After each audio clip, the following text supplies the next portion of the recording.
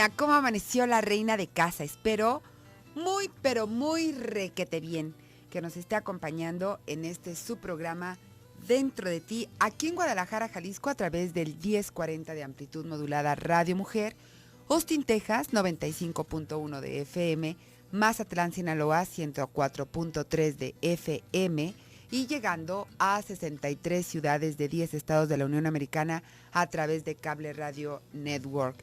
Muchísimas gracias por estarnos sintonizando y tenemos ya este sábado vamos a tener nuestro evento de salud, mente y cuerpo, mi reina. Este sábado ya lo tenemos, pero déjeme primero empiezo con los de Austin.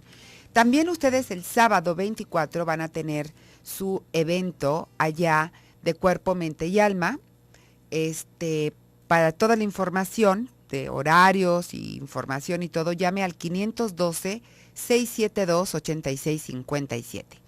Y aquí en Guadalajara, bueno, pues usted ya sabe, mi reina, que va a ser en el Salón Regional, en Planta Alta, en Expo Guadalajara. Va a ser el evento en donde vamos a estar varios conferencistas. Yo le tengo una súper invitada. En esta ocasión, fíjese que coincide con que esté aquí con nosotros Ángeles Walder, que ella viene de Descodificación original de España. Y ella le cedí mi espacio, bueno, yo voy a estar ahí haciendo como las preguntas, para que si quiere que le preguntemos algo, bueno, en donde nos va a hablar sobre el origen transgeneracional de nuestras enfermedades. Fíjese que es un tema súper interesante y ahí vemos, sobre todo ahora que ayer fue el día de cáncer de mama, que le traigo aquí una información. ¿Se acuerda que ayer se me olvidó mi artículo? Bueno, pues se lo traigo el día de hoy, un artículo muy, muy interesante que ahorita vamos a revisar usted y yo. Se dice, por ejemplo, que hay herencia, ¿no?, del cáncer de mama. Vamos a ver desde esto transgeneracional, qué es lo que nos comenta Ángeles, por qué se guardan las memorias, qué es lo que viene a hacer esta enfermedad transgeneracional en la familia. Es un tema muy, muy interesante. Entonces, bueno, la invito a que nos acompañe este sábado 24 de octubre a las 9 de la mañana. Empieza todo, a mí me toca cerrar el evento, yo voy a estar a la 1:15, pero bueno, va a haber varias conferencias. La agrura que todos tienen, mitos y realidades de la mamografía, terapias holísticas, la depresión, ¿no? Todas estas conferencias y bueno, por supuesto, usted sabe que es un evento totalmente gratuito. Entonces, comuníquese, no comuníquese, váyase temprano allá, no se hace reservación, no tiene que venir por boleto, simple y sencillamente llegue temprano y usted ya tiene asegurado su espacio. ¿Qué otra cosa tengo? Del libro, ¿verdad? Bueno, el libro de la semana pasada fue la ganadora Erika Aide Vázquez Hernández. Y es el libro de esta semana que es una promoción que se tiene en la plataforma de aquí de la estación, radiomujer.com.mx. Usted va a la sección de promociones y va a responder una pregunta muy sencillita y va a participar en este libro que es de Walter Rizzo, Maravillosamente imperfecto, escandalosamente feliz. Promete, ¿verdad? El título. Promete. Bueno, pues a participar en esta página para que usted se lleve este libro. ¿Qué le parece si iniciamos nuestro programa? Porque hoy le traigo mucha información, unos artículos y una información muy, muy interesante, muy nueva. Bueno, no tan nueva, pero no muy conocida, con respecto al cáncer de mama. Vamos entonces a iniciar nuestro programa con la reflexión del día de hoy. Momentos de reflexión dentro de ti.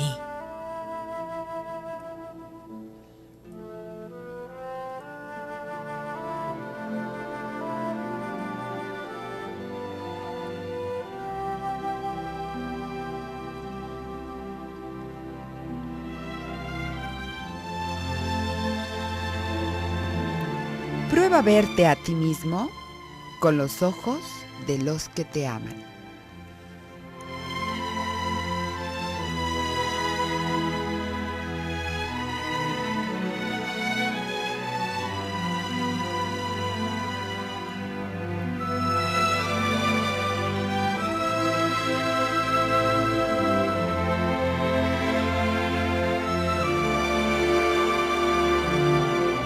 Bien, vamos a iniciar. Tengo aquí una pregunta interesante y bueno, todavía no empiezo con el tema, pero fíjese nada más lo que es la ignorancia. Por eso le digo yo, hay que tener mucho cuidado con quién vamos.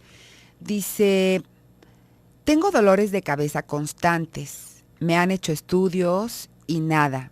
Me dicen que es emocional, que lo trate con hipnosis. Solo que una psicóloga me comenta que si no lo hacen bien, puedo quedar mal, inclusive loca. ¿Qué opina al respecto? Que es una gran mentira.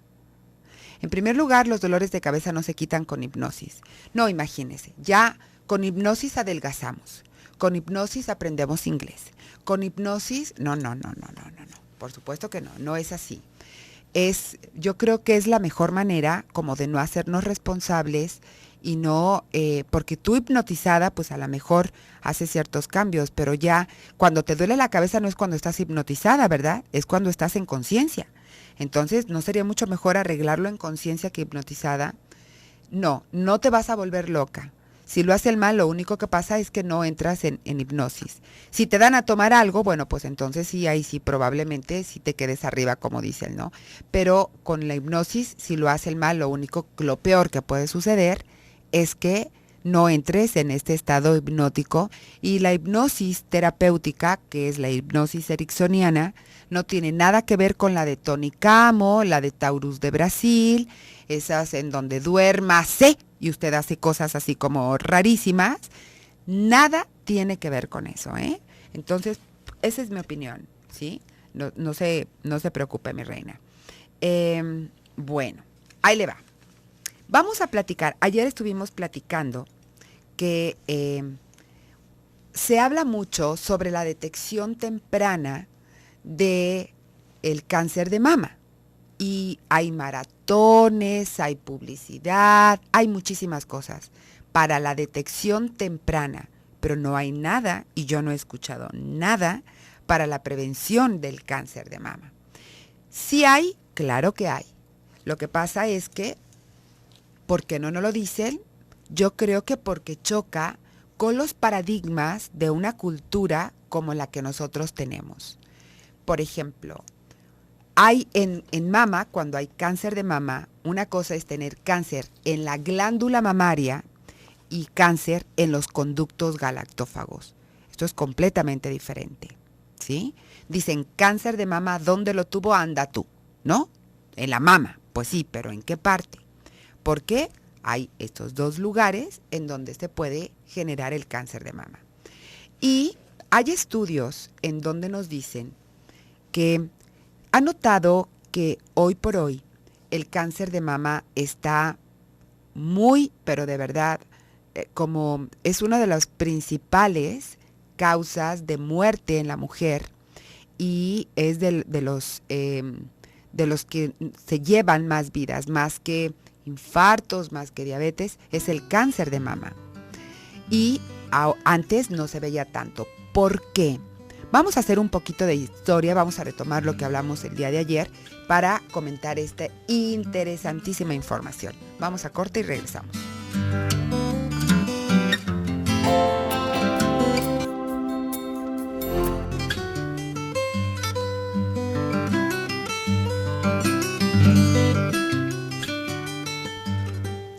Regresamos a su programa Dentro de ti. Bueno, le voy a decir algo, un estudio, y le voy a dar el nombre de este biólogo que hizo y que es un experto, es una eminencia en el campo de la reproducción humana. Él es Roger Short y es profesor de la Universidad de Melbourne.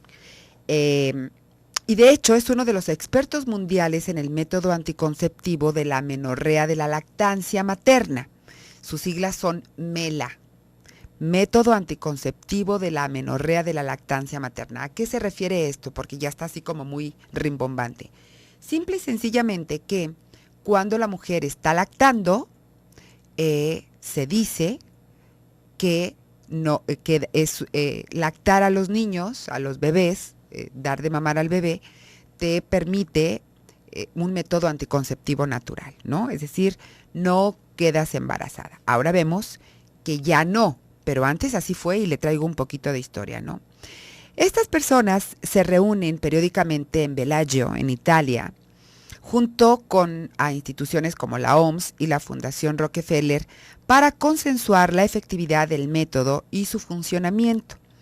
A pesar de ser un científico vinculado a las élites del poder, eso no debería de ser ninguna razón o motivo de prejuicio para rechazar lo que le voy a decir, por decir, no, y es que aquí sabemos que, bueno, todo es político, ¿no? Es el medicamento tal, que ya se descubrió la vacuna de tal, que esto, que el puro carbonato, que bla, bla, bla, bla, bla, y entonces, bueno, pues desaparecen, ¿no? A los médicos o hay muchos intereses. Pero en este artículo yo le invito a hacer una reflexión muy crítica. Actualmente hay varias posturas o enfoques que explican la falta de menstruación temporal en las madres lactantes.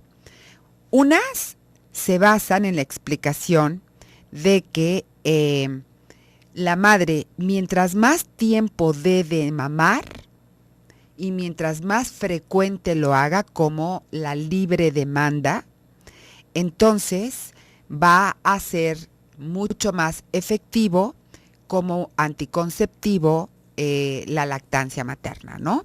Es decir, tú no vas a tener este periodo dependiendo de las veces que le des de mamar al niño. Esa es una postura.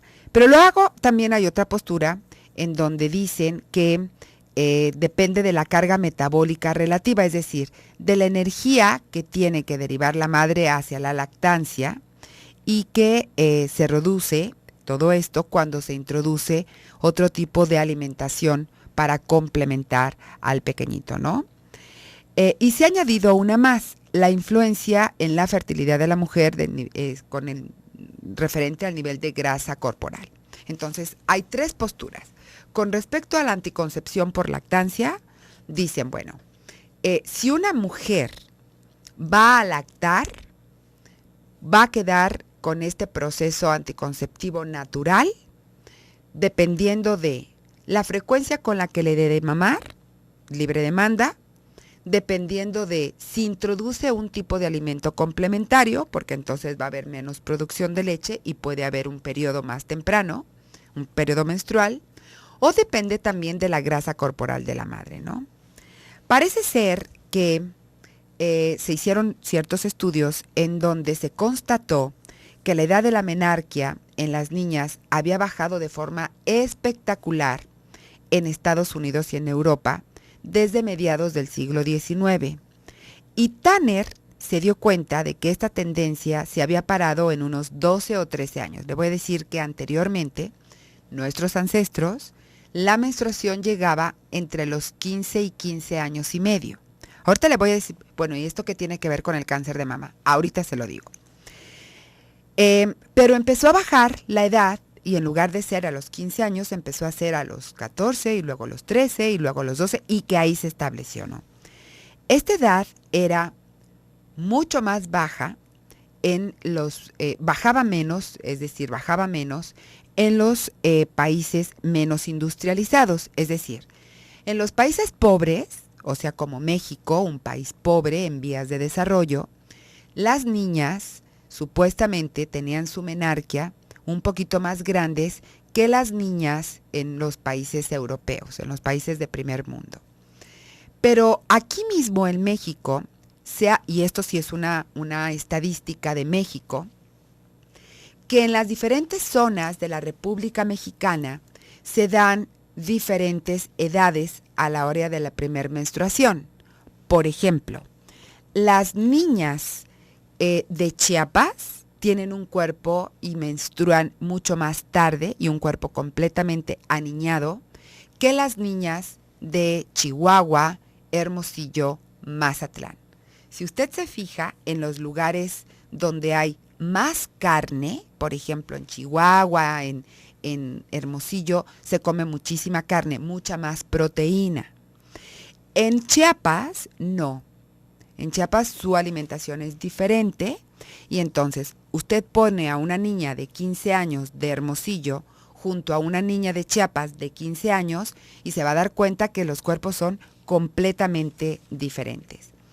Fue tanto el impacto que se hizo a nivel de los países que una asociación, déjame ver para no decirle una mentira, empezaron a decir que, lo que sucedía era que esto se debía a que las niñas de los países menos industrializados tenían una peor nutrición y un nivel más bajo de proteínas, que es lo mismo que sucede aquí en el área del Chiapas, ¿no? En el área del sur, por ejemplo. Y que también dentro de la misma cultura, las personas de un nivel más bajo de proteínas eran alimentadas con un nivel más bajo de proteínas, ¿no? Entonces, pues esas niñas, cuando no comían mucha proteína, o sea, menos carne, pues entonces les bajaba mucho más. ¿Por qué? Porque la grasa corporal, y aquí estaban hablando más o menos de un peso entre 48.7, para que haya un determinado de grasa corporal, porcentaje de grasa corporal, para que llegue la menarquia. Pero aquí entra una pregunta. ¿Serán las comunidades no industrializadas el verdadero estándar y no las comunidades más industrializadas? Porque hay un estándar sobre los niños alimentados con biberón y los niños alimentados con pecho. Y se tuvo que hacer una modificación en la tabla de pesos. Fíjese por qué. Porque si se tomaba como media a los niños que eran criados únicamente con biberón, tenían un peso mucho más alto que los niños criados con puro seno materno, con pura lechita materna, con pura chichi. Los niños que estaban alimentados únicamente con leche materna, sin incluir ningún tipo de cerealito en el biberón, ninguna leche en polvo, ningún alimento blando, estos niños tenían un peso menor que los niños que eran alimentados con biberón o con una alimentación mixta. Entonces, se decía, ¿qué sucede? ¿Cuál es la buena? Se dice que alimentar a los niños únicamente con leche materna, pero son los que tienen menor peso.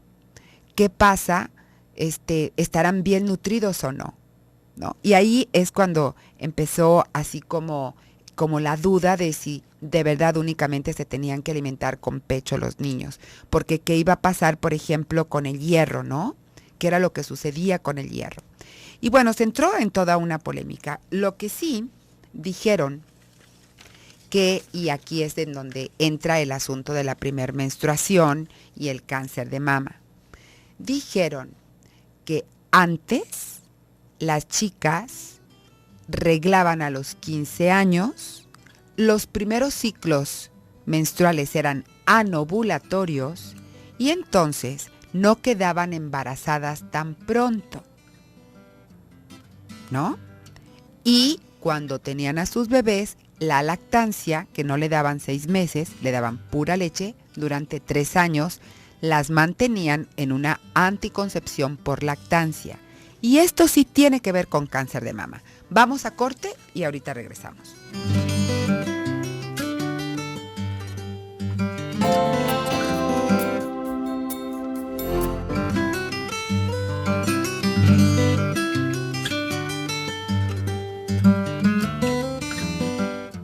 Regresamos a su programa Dentro de Ti y me dice una radioescucha, ella tiene 35 años, le quitaron la matriz y un ovario desde los 22 y tengo tiempo que me duele un pecho, a veces dura semanas, a veces ni me acuerdo que me duele, me dice que se me inflaman los ganglios, ¿será eso? Saludos. No sé, dicen que doctor que no ve y toca se equivoca. Yo lo que te sugeriría es ir con tu médico y que te revise, por favor. Entonces, si desde los 22 años te quitaron la matriz y un ovario, entonces estamos hablando de que tú eres nulípara. Y cuando una persona es nulípara, es decir, no ha tenido hijos, la incidencia de cáncer de mama es mayor que en una mujer que ha tenido hijos y ha amamantado. Entonces, por esa razón, tú necesitas ir con el médico ya. ¿Sí? Ya. Y bueno, déjame te digo, tengo aquí, nos va a visitar la unidad de mamografía para mujeres que tienen entre 40 y 69 años de edad.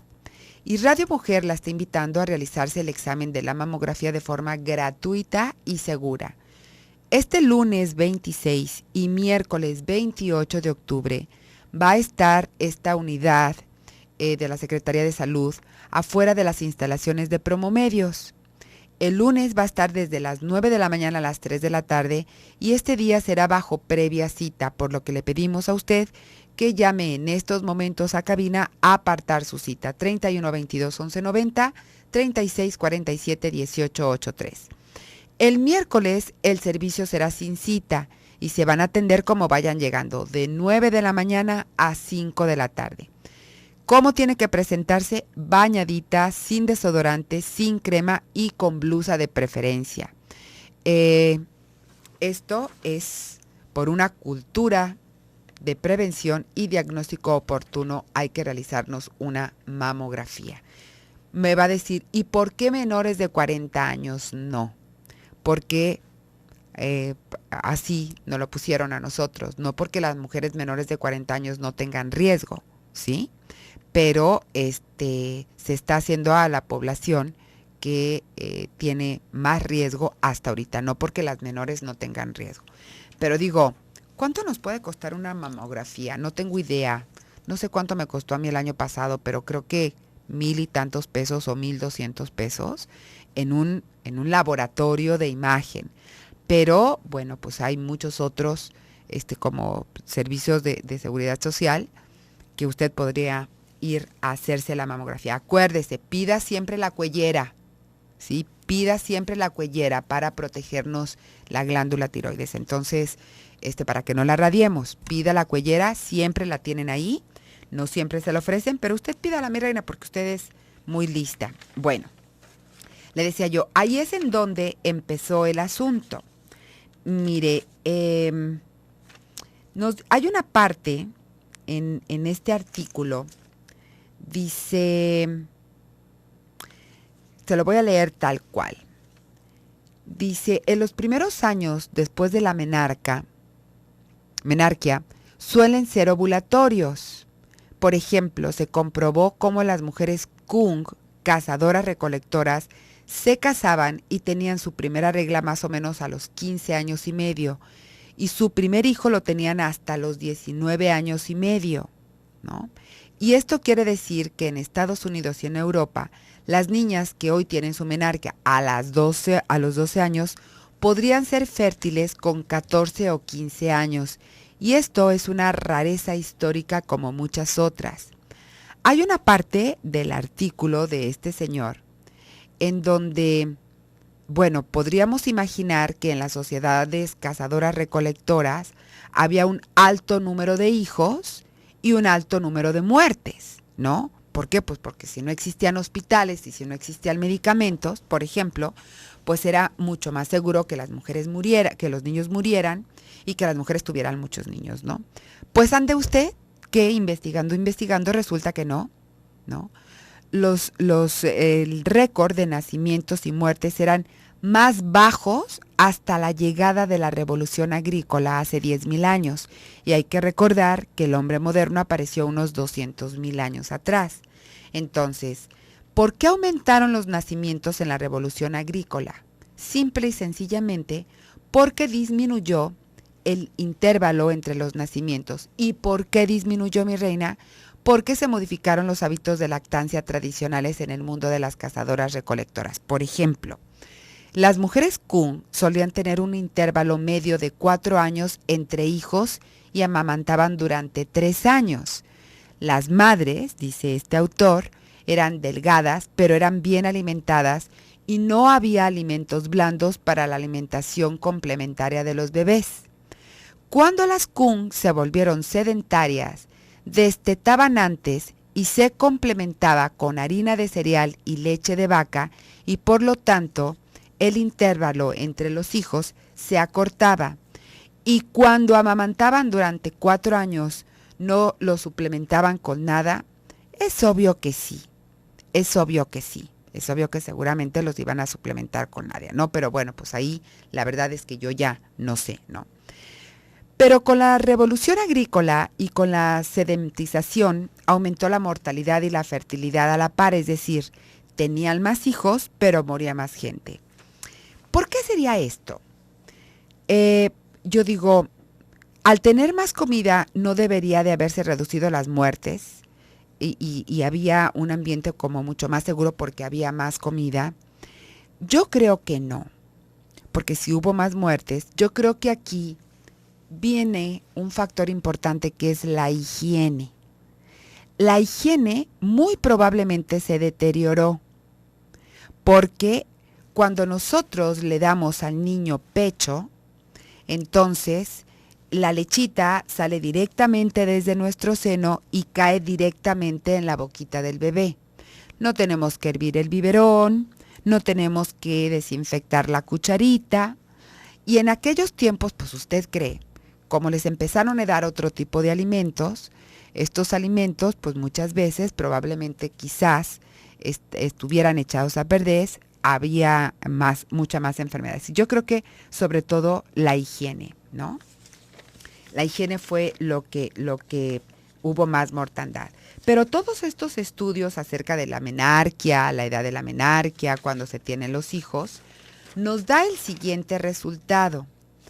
Dice, aquí está, en 1976 se hicieron unos estudios que relacionaban la incidencia de cáncer de mama con la edad del primer hijo, más bien con el tiempo entre la primera regla y el primer nacimiento.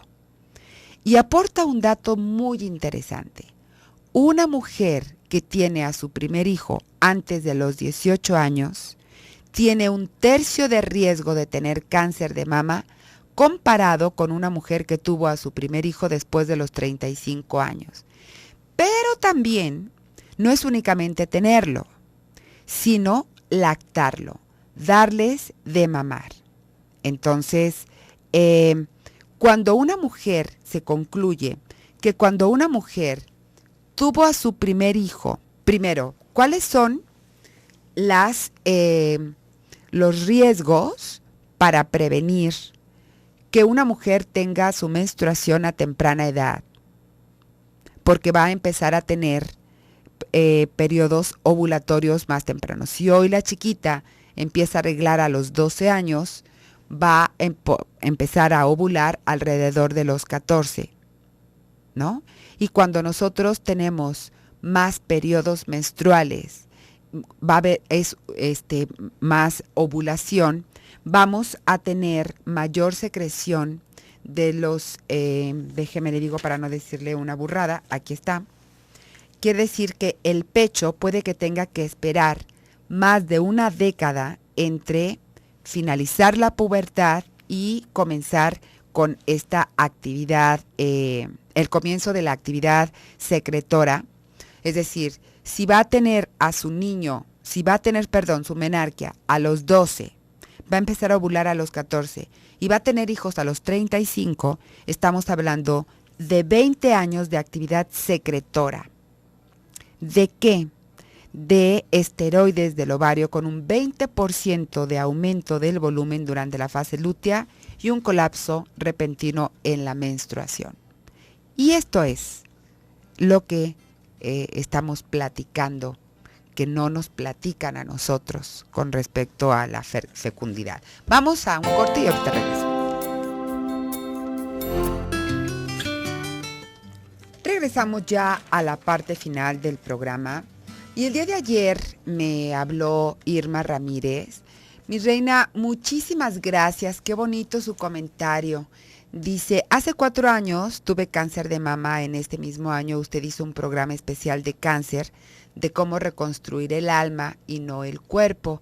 Y yo estaba devastada. Después de escucharlo me puse las pilas y salí adelante con mis quimios por mi hija. Me olvidé del llanto y el dolor y actualmente vendo comida. Estoy más fuerte que nunca y vivo feliz y con salud. Gracias.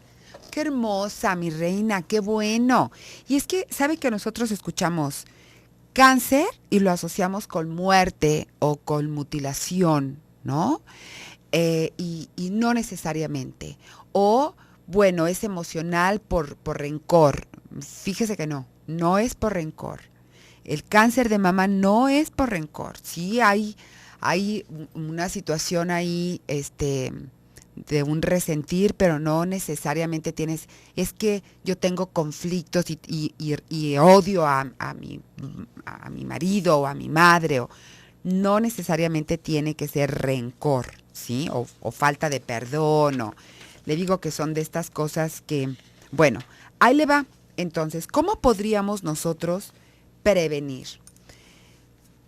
Mire, Dios no se equivoca y últimamente hay como esta moda. Muchas gracias, Jovita, que dice que me veo más jovial con el pelo suelto, pero viera cómo me duele la cabeza con el pelo. Pero la verdad a mí ya me duele la cabeza con el pelo suelto, con el pelo amarrado. Lo que pasa es que ya traigo el cabello sumamente largo y no puedo, yo no soy de cabello largo, me duele mucho la cabeza con el cabello largo, pero le agradezco, qué bueno que le gusta a mi reina. ¿Qué le iba a decir? Por aquí tenía yo alguna otra preguntita. Ok, no. Ya se me fue. Para la persona que me está preguntando de su hijita, de la amiguita de su hija, sí, yo creo que sería muy conveniente que lo hablara con su mamá. Y le decía, Reina, Dios no se equivoca. Últimamente ha estado mucho el asunto de que hay que ser veganos y que la cultura vegana, los productos orgánicos. Y yo creo que no está tan jalado de los pelos, ¿eh? Sí necesitamos proteína animal, sí es cierto. Nada más que aquí el asunto está, mire, cuando nosotros las mujeres tomamos anticonceptivos, estamos estrogenizando el subsuelo, porque ¿a dónde se va la pipí que nosotros hacemos? ¿A dónde se va? Pues a los mantos, ¿verdad? A la tierrita. Y de ahí nacen plantitas, y de estas plantitas se alimentan las vaquitas, y luego estas vaquitas, aparte, les dan ciertos alimentos, los dueños, para que se pongan gordas, igual los pollos, igual, ¿no? Entonces estamos comiendo alimentos mucho más estrogenizados que antes. El ambiente, el medio ambiente está estrogenizado. Y esto, bueno, pues por supuesto que nos va a llevar, sobre todo a las niñas, a que tengan su primer menstruación mucho más rápido y que tengan ciclos menstruales más prolongados antes de tener al primer bebé. ¿Qué es lo que se sugiere como prevención? Nunca nos han dicho, por ejemplo, que la ingesta de alcohol en la mujer puede acelerar y puede a la larga contribuir al cáncer de mama. Y si usted va a los antros, ve cualquier cantidad de chicas con una ingesta impresionante de alcohol. Sí hablan del tabaquismo, pero no tanto como del alcoholismo. Una dieta rica en proteína animal es una dieta que también podría contribuir por todo este asunto estrogenizado que le digo, y porque el sobrepeso, por ejemplo, el porcentaje de grasa, también hay que recordar que en las grasas también hay estrógenos. Entonces esto es importante, cuidar nuestro peso, hacer ejercicio y bueno, tener hijos a temprana edad. Que aquí sí entraríamos en una polémica impresionante. Porque sería como regresarnos. Es que estamos como retrógradas. ¿Cómo nos vamos a tener hijos temprano? Y nuestra profesión y nuestro desarrollo profesional es que no está peleado lo uno con lo otro. Y es únicamente una opinión muy personal, ¿eh? Yo creo que ser profesionista y ser madre no están peleados. El problema es que las empresas no estamos preparados culturalmente aquí en México para esto. En países de primer mundo, los hombres tienen permiso de incapacidad para faltar cuando su esposa tuvo un bebé. Y las mamás tienen permiso, no sé aquí, yo no sé si aquí sea, y si existe, no se da. Las madres tienen permiso de salir cada 3 horas a amamantar a sus hijos. A mí me tocó contribuir y participar en una empresa, pero era familiar, en donde los hijos, las esposas de los dueños, haga de cuenta, era el dueño que era el papá, y luego tenía tres o 2 hijos, y las esposas de estos hijos tenían bebés. Y en la misma empresa había el salón de juegos, en donde ahí estaban las nanis de los niños, que cuidaban ahí a los niños, y las mujeres iban a esa habitación a darles de comer cada determinado tiempo. Los lactaban. Entonces, me recordé cuando estaba yo buscando esta información para usted, me recordé que ella tenía 1 año lactando y no había arreglado, ¿no? Entonces, tiene mucho que ver, si es cierto, el hecho de tener hijos a temprana edad, pero también amamantarlos por más tiempo. Y si usted, y vaya que yo no soy de la... Y esto a mí me abrió un panorama increíble, porque yo decía, a ver, ya a los 2 años de estar dándole de comer al niño pecho, de verdad no lo estás alimentando. No me retracto de esta parte, porque realmente la alimentación de la madre pues no es muchas veces tan buena como para poder transmitir y traspasar todos estos nutrientes al niño, ¿no? Sí, es cierto. Pero para mí esto también ha sido muy nuevo, ¿eh? Creo que necesitamos regresar a nuestras costumbres ancestrales. Hoy la liga de la leche, y no hay una mujer que no pueda dar de mamar a un hijo.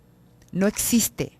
Eso es más de aquí, de la cabecita, y eso es más moderno, porque imagínense, ¿no? Nos hubiéramos extinto entonces, extinguido nosotros, si hubiera habido una de nuestras mujeres antepasadas de que, no, pues no puedo dar de comer al niño, ¿no? La realidad no es esa, es que no me agarre el pezón. Hay pezoneras, hay instructoras de lactancia, en donde van a su casa y le dicen cómo acomodarse al niño, cómo utilizar la pezonera.